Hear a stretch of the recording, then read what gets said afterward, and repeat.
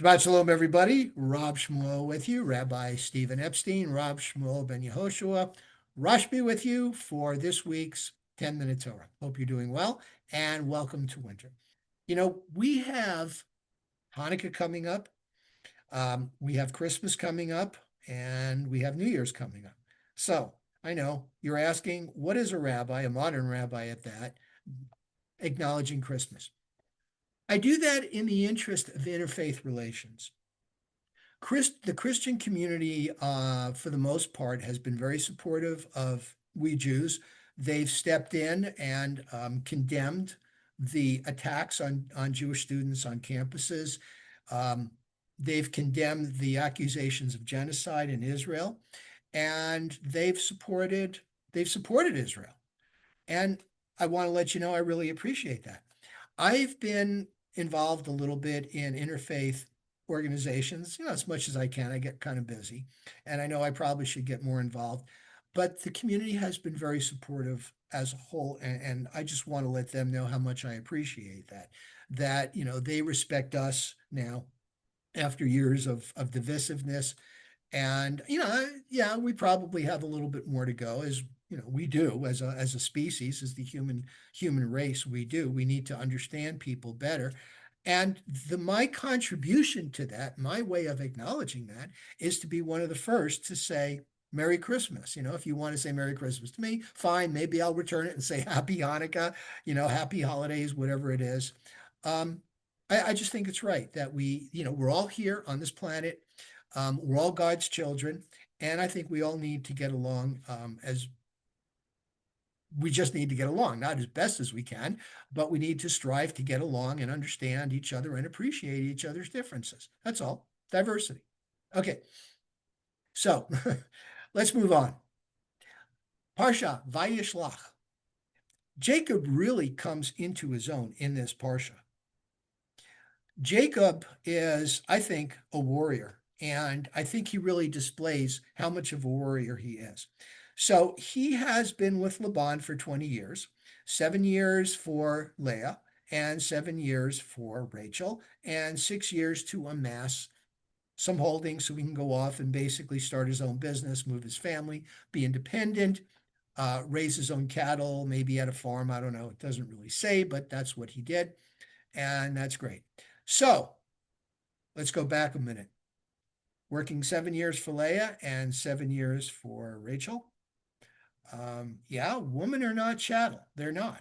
But in the old days, that's what you did. You basically paid to have a wife. It was a dowry. It was an expense. It was a payment to the family for the honor of taking their daughter away from their family and starting a new family.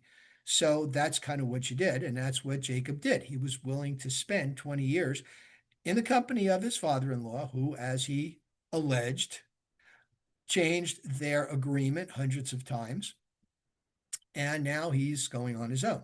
So he has to face his karma, and his karma is that his brother Esau is angry at him for let's use that word alleged again, taking his birthright.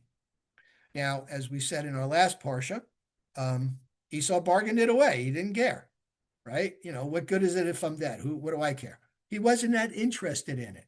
Jacob was. He was interested in it so much, he did what he could to obtain it. And in my opinion, for what it's worth, it was legitimate. They had an agreement. All right, a pot of lentils. If that's all it means to you, that's it. Okay, we're done. Good.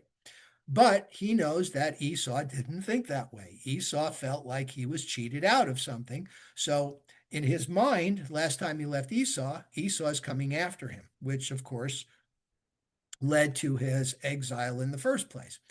So what does Jacob do? He divides up his family in two, and he says, okay, I don't know if I can overcome Esau. I don't know how I'm going to be if he attacks, but I want to make sure that we have the best chance of survival. So he divides all his family and his servants and his acquisitions in half. Says, you guys go that way, you go that way. Esau is going to only be able to attack one leg at a time. First thing. Second thing, he prays. Big deal. He prays. That's a big deal. All right. He goes to God. He says, we have this relationship. You've come out and support me. You told me that basically, I'm going to have a great legacy. And I've pledged to you that if you support me, I'm going to be your man, basically. Um, and but nevertheless, he prays. He says, please protect me, please protect my family, et cetera, et cetera. And he goes to appease Esau with gifts.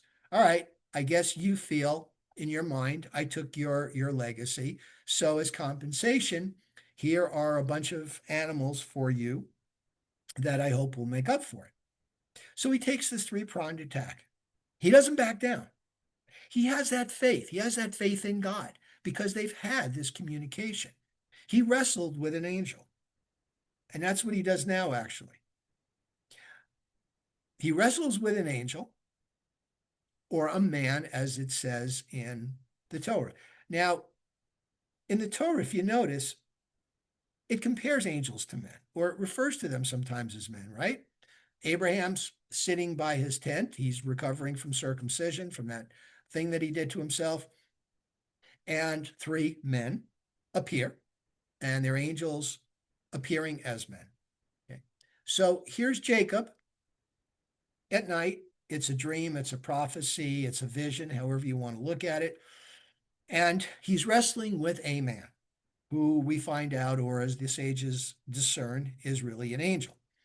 And Jacob is able to overcome the angel after this night long, what I call the first mixed martial arts combat. They're fighting, they're wrestling.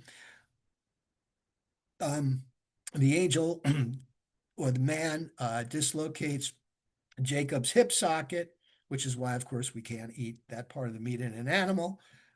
They kind of go together. And Jacob says, I want you to tell me your name or I will not release you. And the angel, of course, has to go back. It's the angel's turn to go and praise God.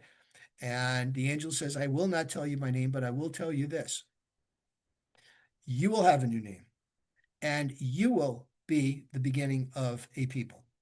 And with that, daybreak comes, Jacob wakes up, and he goes out to face Esau. Now, because of the placement of this incident in the whole scheme of things, the rabbis have discerned, they have analyzed, and they've come to the conclusion that this wasn't just any angel that with whom Jacob was wrestling.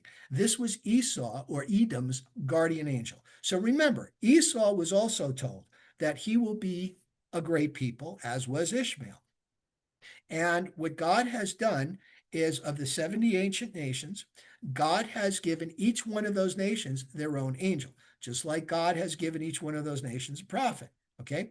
So when people ask, about Jesus or Muhammad, how do you feel about them? Well, if that's the case, then from a Jewish point of view, why not accept Jesus as the Christian prophet and why not accept Muhammad as the Muslim prophet? It would make sense. Now, I know some people disagree with that, and that's okay. We all believe as we believe, and I respect people's belief. By the way, just so you know, just FYI, Jesus is mentioned in the Talmud. Jesus of Nazareth is mentioned as a student of Rabbi Akiva. It's at the end of one of the tractates, one of the more recent tractates. I don't know if it was Shavuot or one of the others, but it's mentioned. So, and again, and I say that with all due respect. I really do. So this was the angel of Esau that would become Edom. That would be Edom. Edom is Esau's legacy. It's his people. And by defeating the angel, when Jacob does eventually meet up with Esau, Esau has to acquiesce to Jacob because he is beaten his guardian angel. And they embrace and they weep. They do that a lot in the Mideast. They're always weeping on each other's shoulders. So if some of us men that believe in crying every now and then, it's our ancestors did it. It's our heritage. So there it is. Okay. And they go off in peace. So it's really kind of nice that they made up. So, and this is Torah, folks. And we got some lessons here. We don't just rely on praying, on God's mercy. We take action and we ask for God's mercy and we do what we have to do. All right. And then we take action. We've got these 613 commandments to help guide our life. And that's what we did. And that's kind of what Jacob did. So let's learn from Jacob. Right. And let's go out and let's be good to each other. Let's take precautions, but let's do what we can to get along. Okay. I'm going to say that in the interest of December, the holiday season, goodwill towards everybody. Okay. Shabbat Shalom. And thank you as always for listening.